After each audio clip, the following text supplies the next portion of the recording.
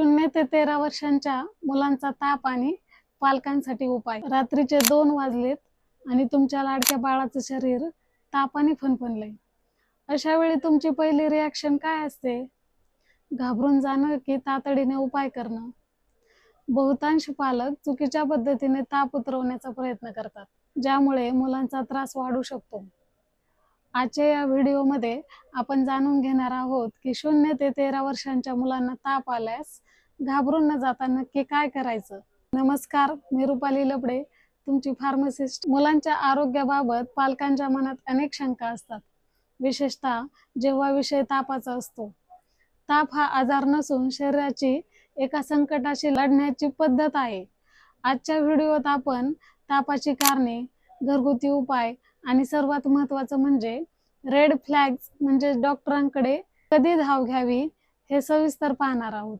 चला तर मग आधी समजून घेऊया की मुलांना ताप का येतो। पहिलं म्हणजे व्हायरल इन्फेक्शन, हे सर्वात सामान्य कारण आहे। दुसरं म्हणजे बदलते हवामान। आता मार्च महिना सुरू आहे, उन्हाळ्याची चाहूल लागते, सकाळी थंडी आणि दुपारी कडक ऊन। या बदलामुळे मुलांची प्रतिकारशक्ती कमी होते। तिसरं म्हणजे इन्फेक्शन, कान, घसा आणि लघवीचे इन्फेक्शन असू शकते। तर तुम्ही म्हणाल तापाची सामान्य लक्षणे कोणती आहेत? केवळ कपाळाला हात लावून ताप मोजू नका, तर ही लक्षणे तपासा। पहिलं म्हणजे मुलाचे शरीर नेहमीपेक्षा जास्त गरम वाटणे। दुसरं म्हणजे मूल अचानक सुस्त होणे किंवा सारखे झोपून राहणे। तर घरच्या घरी ताप कसा कंट्रोल करावा? ताप आल्यावर लगेच पॅनिक होऊ नका, तर हे करा। पहिलं म्हणजे स्पंजिंग, थंड पाणी वापरू नका। कोमट किंवा नळाच्या साध्या पाण्याने मुलाचे कपाळ, हातपाय आणि मान पुसून घ्या, यामुळे शरीराचे तापमान वेगाने खाली होते। औषधे, तुमच्या डॉक्टरांनी आधी सुचवलेले पॅरासिटामॉलचे डोस द्या, स्वतःच्या मनाने डोस वाढवू नका। पालक म्हणून आपण काही चुका करतो त्या टाळा। जास्त कपडे घालू नका, मुलाला जाड स्वेटर किंवा ब्लँकेटमध्ये गुंडाळून ठेवू नका, यामुळे शरीरातील उष्णता बाहेर पडत नाही। सुती आणि सैल कपडे घाला। दुसरं म्हणजे ताप मोजणे, थर्मामीटरचा वापर करा आणि दर 3-4 तासांनी तापाची नोंद एका वहीत करा। विश्रांती, मुलाला जास्तीत जास्त विश्रांती घेऊ द्या, हे खूप महत्त्वाचे आहे। खालील लक्षणे दिसल्यास तातडीने हॉस्पिटल गाठा।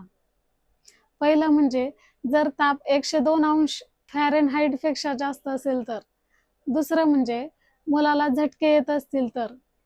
तिसरं म्हणजे मूल सतत उलट्या करत असेल आणि काहीही पिऊ शकत नसेल तर। चौथं म्हणजे ताप 3 दिवसांपेक्षा जास्त काळ टिकून असेल तर। पाचवं म्हणजे मुलांच्या अंगावर पुरळ आले असतील तर। याच्यासाठी मी तुम्हाला प्रिव्हेन्शन टिप्स सांगणार आहे। ताप येऊच नये म्हणून काय करावे? पहिलं म्हणजे मुलांना जेवणापूर्वी आणि बाहेरून आल्यावर हात धुण्याची सवय लावा। दुसरं म्हणजे उघड्यावरचे पदार्थ टाळा।